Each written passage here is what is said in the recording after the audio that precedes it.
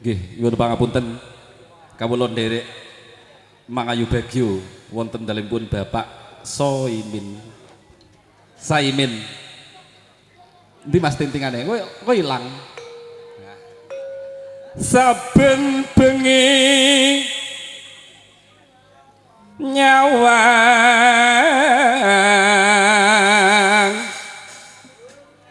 konang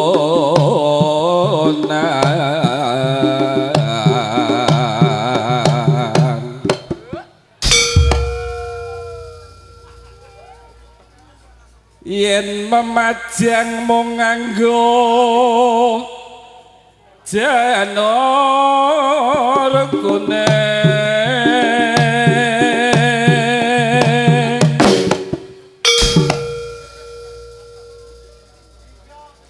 kembang wae weton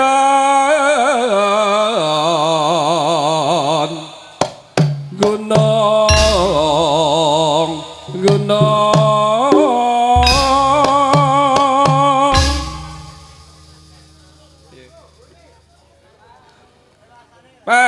pacitan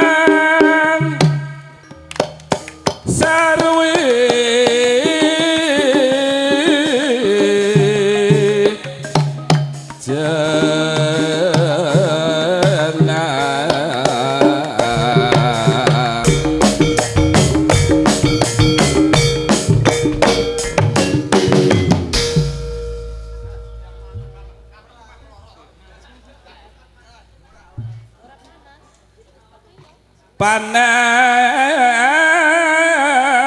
panas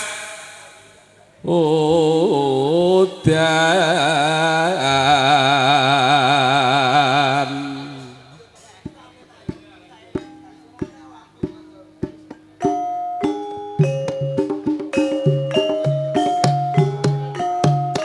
jok mepet jok ora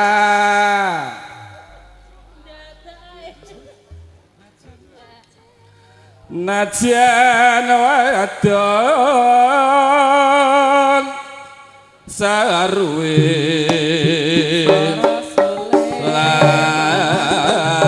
lanang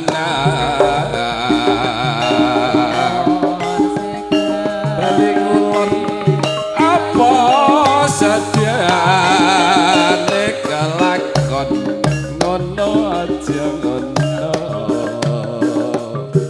eno mane banyu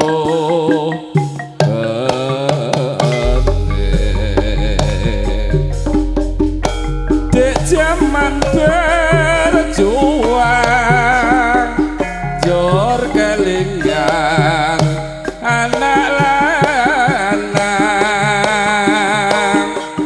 biyen tak openi ning saiki ana ngendi jarene wis menang keturutan sing digagas biyen nate janji ning saiki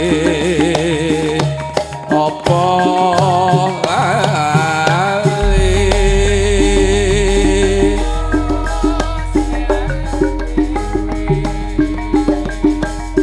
aneng gunung tak jadongi sego jagung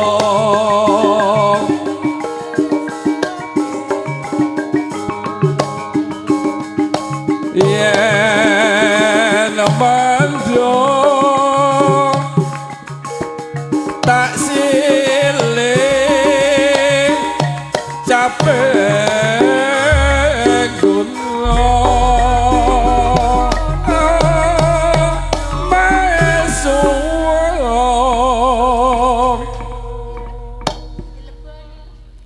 Sokor bisa nyawa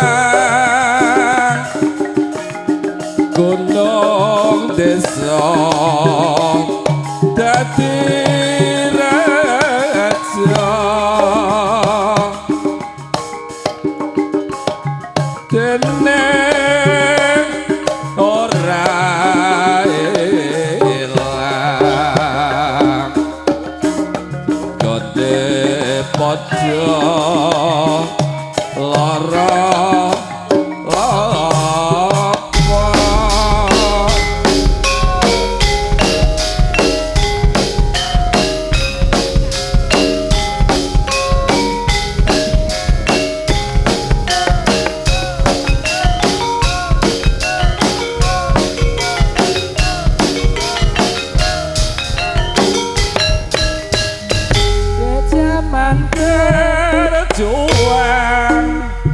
jur kelingan anak lanang biyen tak obati ning saiki ana ngendi jarene wis menang keturutan sing digagas janji ning saiki apa lali ane gunung tak jadone sego jago yen men yo tak silih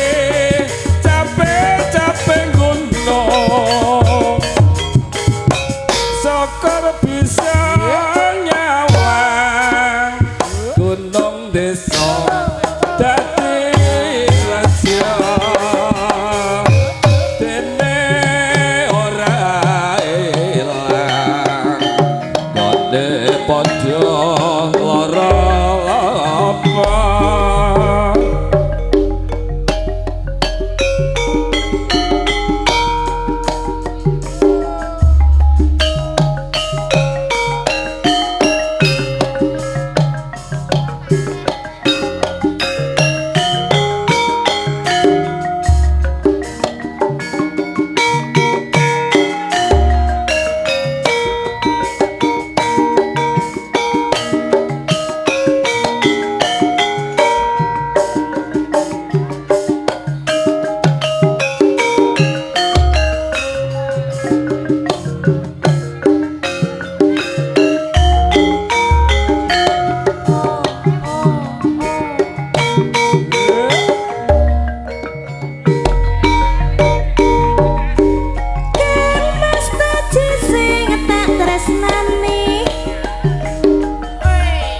parmi pepujane ngati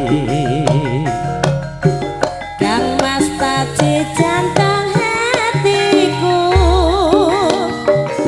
parmi aku sayang sliramu rambut gede ngawe-awe lintang aku pamer ayune aku anake wong ora duwe wong tuamu saudagar gedhe wong tuaku ora setuju ayo aku kok gawa mlayu parmi kita tetap bersama pintu surga Kang Mas Taji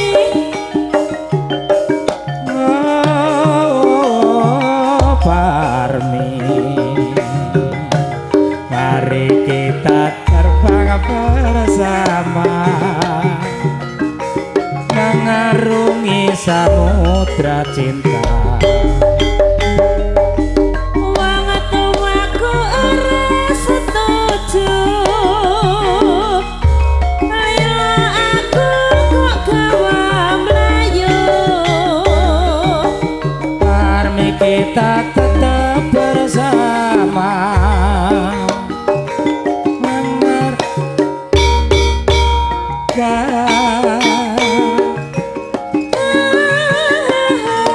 Kang Mas Taji,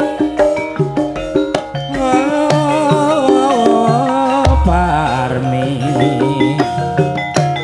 mari kita terbang bersama mengarungi samudra cinta.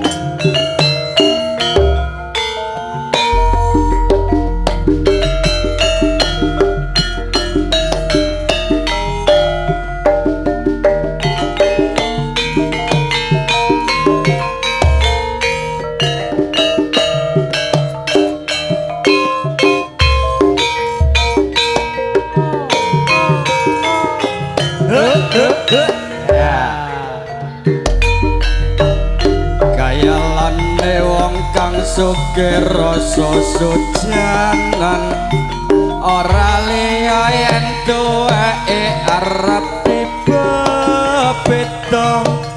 Kuwi tekku aku teke, dia suka aku cinta. Dheweke kandha slirane semono kan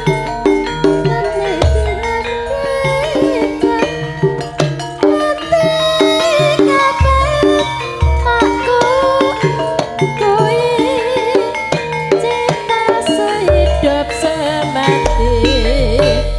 Rintik-rintik hujan di malam hari sayang, kau memang cantik, kau punyaku sendiri.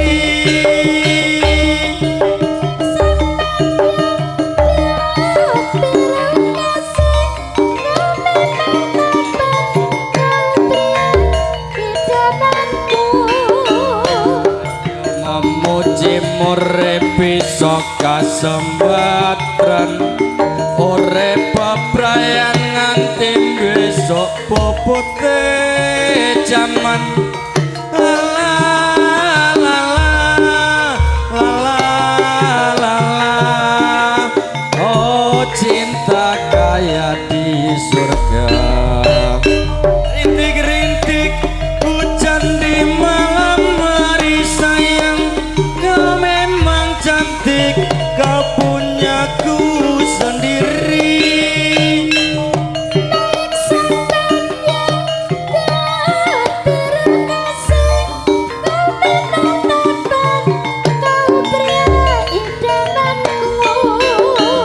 Ayo memuji urip bisa kasembatran, urip bebrayan nganti besok popote jaman.